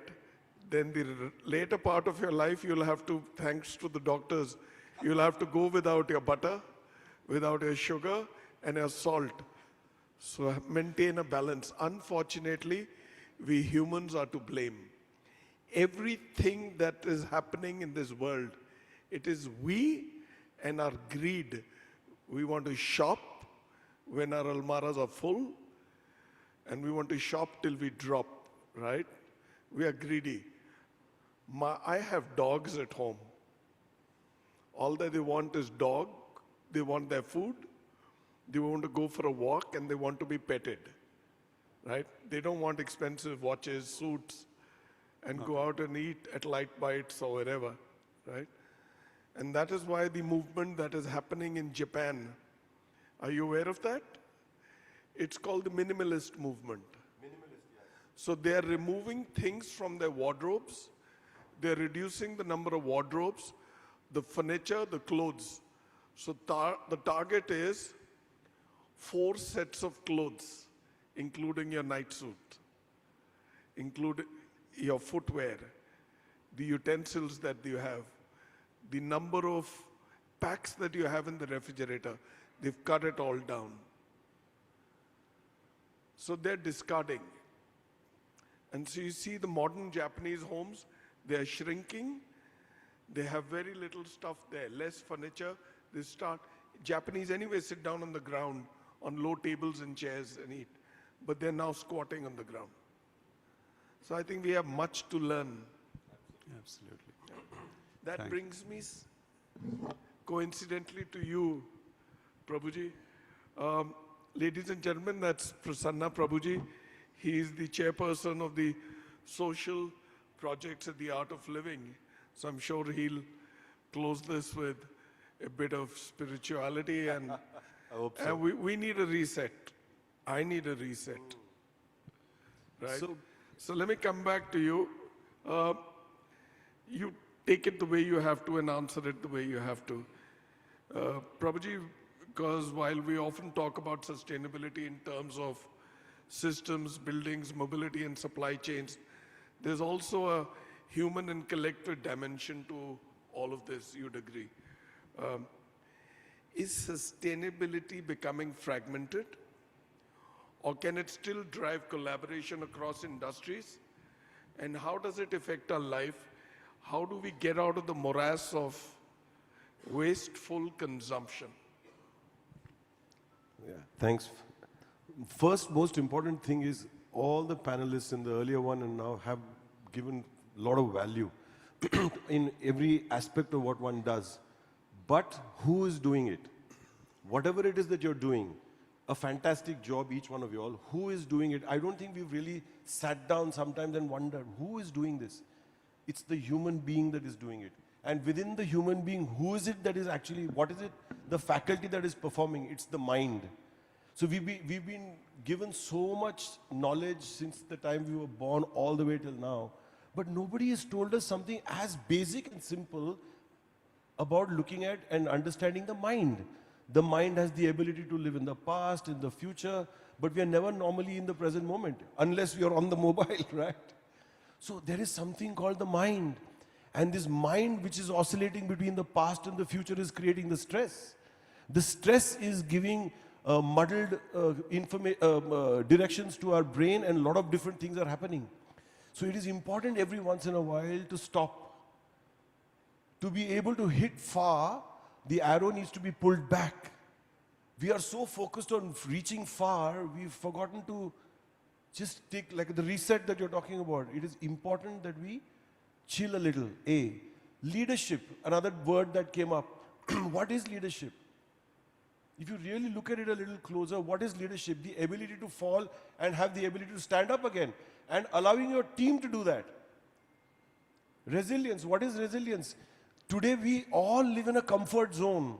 If the AC temperature is the way we want, the clothes are the way we want, the panelists are the way we want, everything is the way we want, we are very happy.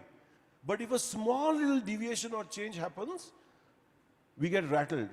So the ability to be centered and balanced, even when everything around you is topsy-turvy, is the biggest gift that you can give yourself. To understand this mind a little bit, and only through this understanding this mind can you have a resilient outlook to life, because everything is going to change. Because we don't have to wait for a COVID to happen, for a war to happen, for a Trump to happen, right? Only when something like that happens, oh, so we reset now. I'm saying we need to reset every once in a while. Like this wardrobe, it is something that we've built around ourselves. And a little deviation from that makes us uncomfortable, makes us, that discomfort comes when you're set in some ways. And by the way, life is not throwing things at you the way you want it, right? You want a hike, you may not get it. So what happens? You drop your shoulders, oh, carry yourself all day. No. What more can I do? How can I keep my mind balanced? These are some small little things which I don't think we've put enough focus. In all our education that we've done, from KG class all the way till the PhDs that we've had, not one discussion in our entire studying youth, we've been told to look at our mind. Because it's the mind that perceives. So it's about perception, observation, and expression. Like you are having a discussion with your team, you can be rambling away forever. But are we sensitive enough to understand what they're saying? For example, I'm addressing this crowd. Everybody's like, oh, when is this guy going to finish? And if I don't sense that, I can't change. I will ramble and walk away. So in all of these things that are happening, markets are changing, people are changing. There is also very important to understand that there is this mind which gets acclimatized and gets stuck to one way of operating, and that change is discomfort. So there's nothing wrong with discomfort. If you can embrace discomfort, if you can embrace challenges, if you can embrace disruption, then everything becomes very easy. It is, oh my God, it should not get disrupted is the biggest stress. Everything should be the way we want it to be is the stress. Are you open to letting it be the way it is, and are you willing to adapt? This adapting is a big challenge today for all of us. And I'm telling you, with every move that we make on this path, you find that there is a new challenge that will disrupt you now. So it's never a beginning and the end. Every day is a new day. And like business, it's not that you do business or efficiency or sustainability Monday morning and then chill. You have to do it every day, every moment. Similarly, the mind also needs your attention every day. And this faculty, which is pretty much driving everything that we do in our day-to-day lives, is something that back and say, oh my God, this space where the action originates, can I put a little bit of attention on that? The space where the action originates, if it is completely messed up, what kind of action will happen? It will be messed up as well. So if you focus a little bit on the mind, where the mind has the ability to calm down, and from that space, be dynamic. See, a lot of people misunderstand spirituality, meditation for being like, oh, lethargic. Absolutely not. For you to be genuinely dynamic, you have to be calm and peaceful, because then you have the ability to. So for what I want to say now, has to be thought through. How will I think through this? Only if I have a mind which has the ability to relax and understand what may be required. Because a lot of the other things have already been said. If I say the same things again, he'll say, "Ye to already bol diya yaar. Why are you wasting my time?" So I'm saying, if we have the ability to address this mind, which is the core of everything that we do, which is action, then I think we'll be able to create a better world around us. And I'm saying, if the world is not the way you want it to be, it's no big deal. Do you have the agility to adapt and move on and still have that smile on your face? So that smile, which can never be shaken by whatever happening around you, that is true spirituality. And I think that everyone needs today. From today, even the youth are grappling today. They have no clue what's going on. They have so much information, but they don't know how to process it. So from a youth to a guy who's in business, the guy who's in a job, everybody needs to be agile, and focusing on the mind, I think, is the core of what we probably need to do and put more attention on. Thank you. Couldn't agree with you more. Thank you so much. That was extremely valuable. Thank you. Thank you. But let me tell you, I've seen a lot of youngsters. They're walking away from social media, right? They're walking away from their mobiles. They're not saving. They're traveling, and they're not bothered about branded places, branded clothes. So reset is happening because वो जैसे हिंदी में बोलते हैं ना, जब अत हो जाए, सही बात है, जब एक हद से पार चले जाओ, अति हो जाए, then you start asking your questions. Damn it, the Japanese are doing it, right? मेरा इतना ही पॉइंट था कि हर चीज को अति तक ना ले जाए, ना ले जाओ, धीरे धीरे उस तरफ अगर हो, that should become again part, because behavioral pattern change is a very tough thing. अब हम sustainability की बात करते हैं, sustainability is not there in our basic upbringing बोलो या education बोलो, है ही नहीं. सही है. मेरे पिताजी के कपड़े मेरे भाई के पास आते थे, वो उल्टे होके मेरे पास आते थे, कॉलर फटते थे, उल्टे किए जाते थे, ठीक है, फिर वो पोछा बनता था, और पोछा बनता था, बट वो कहाँ गए? गया जी, out of the window. But I'm saying we don't have to make all our shirts pochas, but the fact of the matter is to be aware that this interdependence, that is another big word that people have misunderstood. Look at what Diversity is doing. Yeah.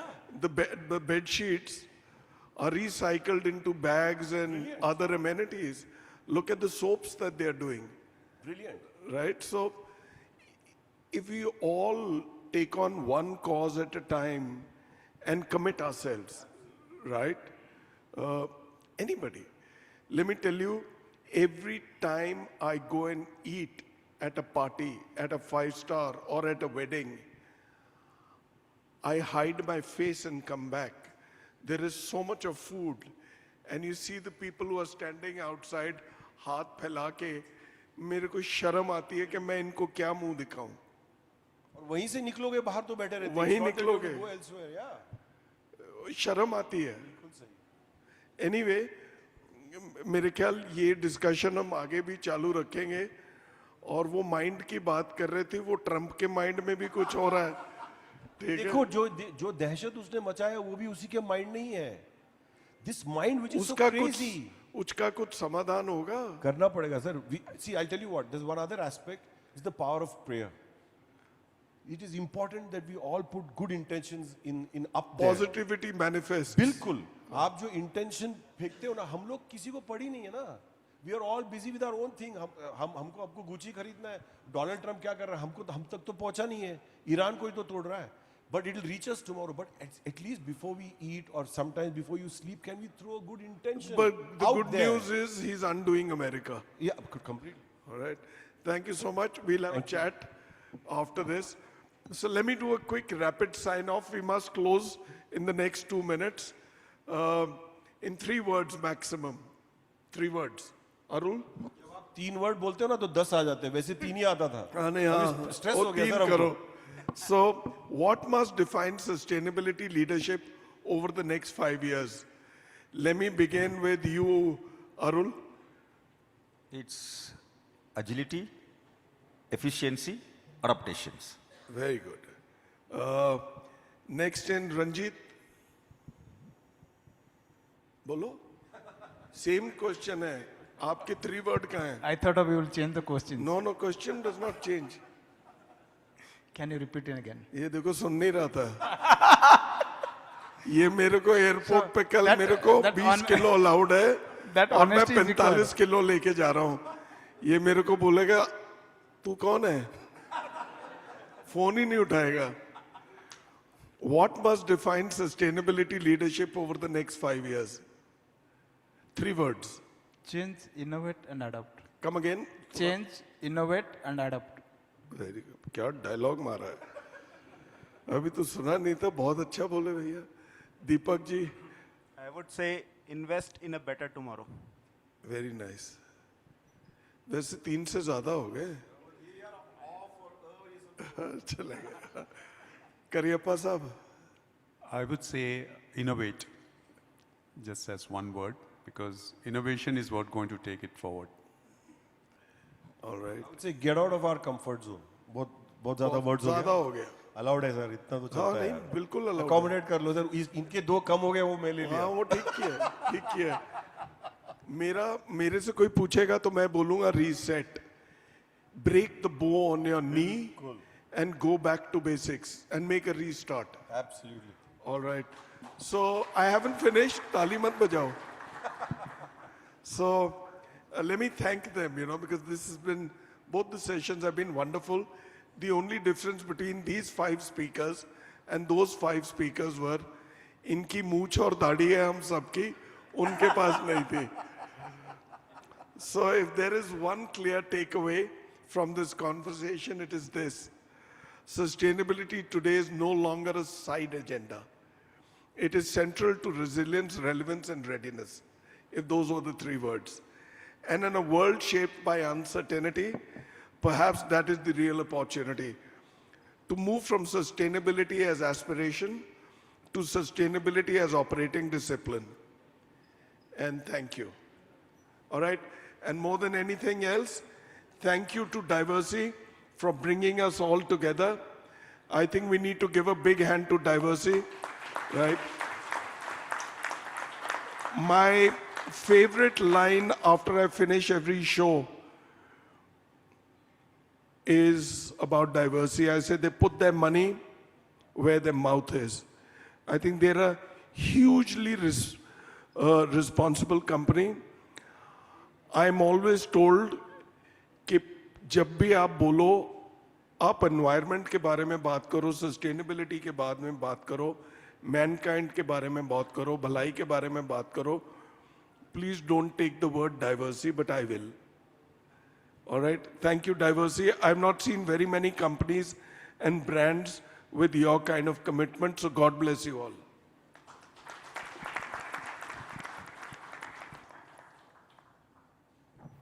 So we just witnessed another round of very thought-provoking and informative discussion. So thank you so much. Now we'll take this to our audience. If you have any questions for our esteemed panelists. Yes, sir. Any questions? Audience परेशान हो चुकी है, उनको प्यास लगी है किस चीज की तुमको पता है. All right. Thank you so much. I would request Ms. Radhika Anand, India HR leader, to please come on stage and felicitate our panel members and our moderator.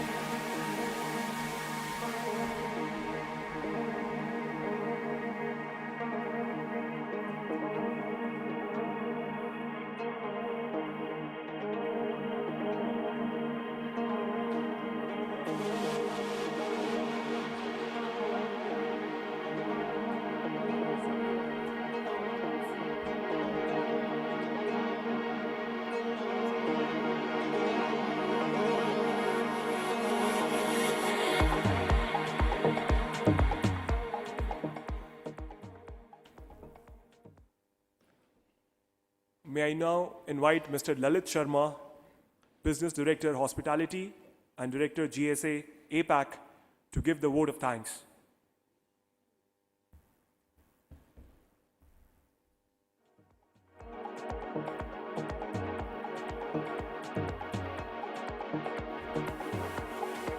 Mr. Lalit Sharma, thank you.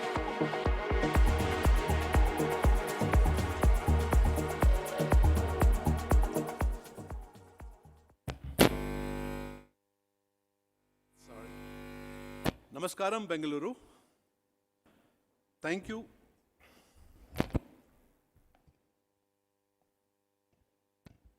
Audible?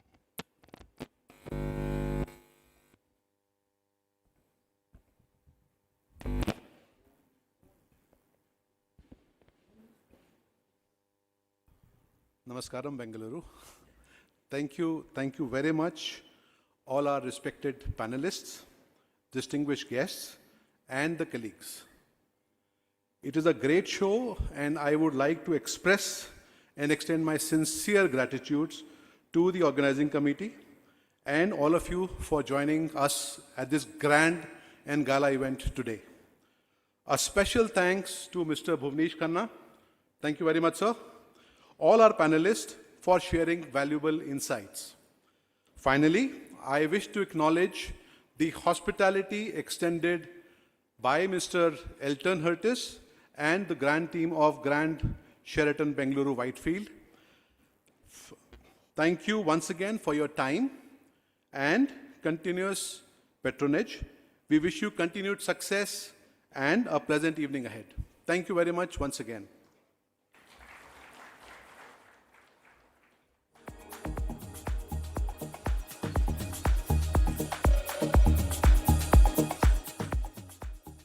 Coming together is beginning. Keeping together is progress. And working together is success. We would like to thank each and every one of you for spending this evening with us. Thank you very much for taking out the time. It was an honor to host the event. Thank you.